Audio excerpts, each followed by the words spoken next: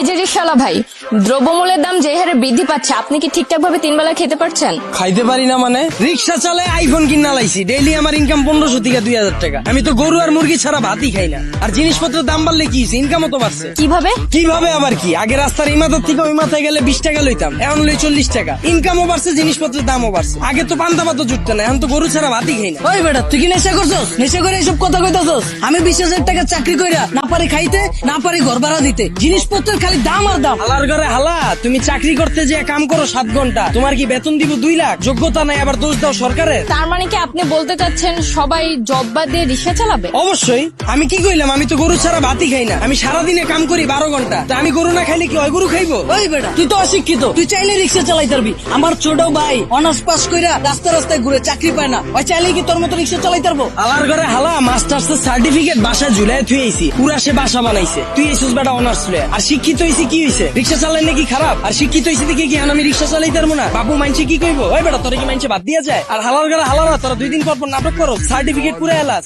Honours masters pass করছো টাল্টিবাল্টি করে, চাকরি পাবি কইতে? যারা পাওয়ার হেরা পায়, এরা নিজেরা ওইভাবে তৈরি করে। তোরা 10 লাখ বেকার ঘুরো স্কিল লিগা, সরকারের দোষ দা স্কিল লিগা। তোরা যখন বুঝছস যে তগরে দিয়া পড়ালে হইব না, করতে গেছিস কে জোর কইরা? ও বুঝছি, সার্টিফিকেটের লেগা না? বিয়ার সময় যেন কইতে পারো যে আমি গ্রাজুয়েট, আমি ইঞ্জিনিয়ার, আমি শিক্ষিত। বন্ডামি বাদ দিয়া তোর বাইরে রিক্সা লয়ে বেরিতে। তার মানে আপনি কি বলতে চাচ্ছেন, আপনি নিজেও অনার্স মাস্টার্স কমপ্লিট করছেন, কিন্তু নিজেকে ওইভাবে তৈরি করতে পারেননি, যার কারণে আপনার জব হয়নি? হ্যাঁ অবশ্যই, মিছা কথা কমুকে। আমি নিজের ওইভাবে তৈরি করিনি, আমি জবও পাইনি, আমি রিক্সা চালাই না শুরু করছি। আর এই যে 10 লাখ বেকার ঘুরতেছে, একটাও কি বুকে হাত দিয়ে কইতে পারবো নিজে সর্বোচ্চ চেষ্টা করছে? আর এই যে 10 লাখ বেকার ঘুরতেছে, একটা বুকে হাত দিয়ে কইতে পারবো নিজে করে ওইভাবে তৈরি করছে, নিজে করে সর্বোচ্চ চেষ্টাটা করছে, তাও চাকরি পায় নাই? সারা রাত খেলছে কার্ড, সারাদিন গার্লফ্রেন্ডের সময় দিছে, ওরা চাকরি পাইবো কইতে? যারা পাওয়ার হেরা পায়। আর গ্রাজুয়েশন কমপ্লিট করছিস ভালো কথা, বইয়ের রিসিস কে? ব্যবসা কর, উদ্যোক্তা হ, ঝুঁকি ল, হাজার মানুষের লেগে রাস্তা খোল, এসব বন্ডামি বাদ দে। কিন্তু বাংলাদেশের মতো এরকম গরিব দেশে দ্রব্যমূল্যের দাম বাড়াটা কি স্বাভাবিক? ভাই খারাপ। এই দেশ গরিব দেশ কেটা কইছে আপনাদের? এই দেশে 150,000 কোটি টাকার সিগারেটই বিক্রি হয়। বিশ্বের ভিতরে 5 নাম্বার বিড়িখোর বাংলাদেশ।